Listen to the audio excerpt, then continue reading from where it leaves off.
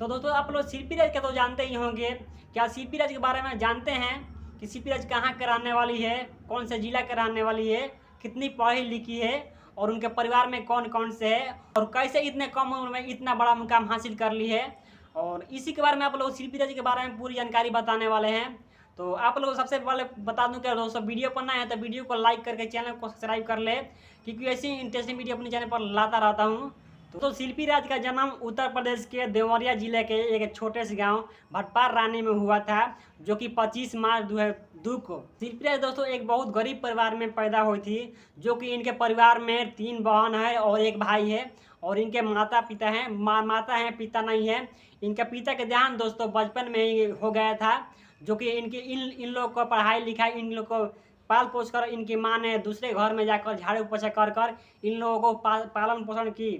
दोस्तों सीपी राज ने अपने संगीत का ट्रेनिंग सिवान के रहने वाले स्वामी रामानंद तिवारी से लिया करती थी। उसके बाद दोस्तों 2017 में उनकी एक सॉन्ग आई जिसका सॉन्ग का नाम है भुकुर भुकुर, जो कि उसके बाद भोजपुरी के सुपरस्टार प्रमोद प्रेमी यादव के साथ 2018 में आया था, जिसका नाम है दोस्तों, उस गाने का नाम है लीची के भाव, जो कि उसमें प्रमोद प्रेमी यादव और सीपी राज जो कि सॉन्ग में गाए थे।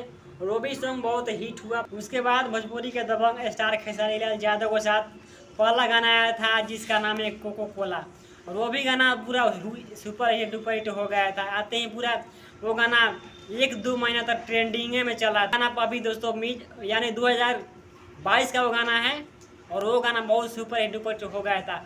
उस समय गर्मी के दिन में ये गाना बहुत चला था, रील पे यानी ट्रेंडिंग में था वो गाना। जैसे रील पे हुआ या फेसबुक हुआ, यानी सारे यूट्यूब प्लेटफॉर्म पर या सारे प्लेटफॉर्म पर पूरा वो गाना सुपर हिट डुपर हिट चल गया था। उसके बाद 2022 के लास्ट में अपने भोजपुरी के पावर स्टार पवन सिंह के साथ सीपी राज का पहला सॉन्ग आया था जिसका नाम है साटा के पैसा, जो कि वो भी सॉन्ग आते ही पूरा यानी सीपी राज का पहला गाना आया था अपने पावर स्टार पवन सिंह के साथ, और वो गाना बहुत सुपर हिट डुपर हिट हो गया था।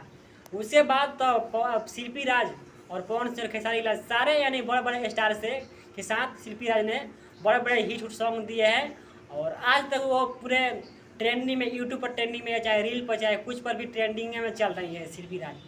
और इतने कम उम्र में सीपी राज ने अपने इतना बड़ा नाम हासिल की है, अपना हासिल मुकाम की है कि आप लोग सोच भी नहीं सकते हैं।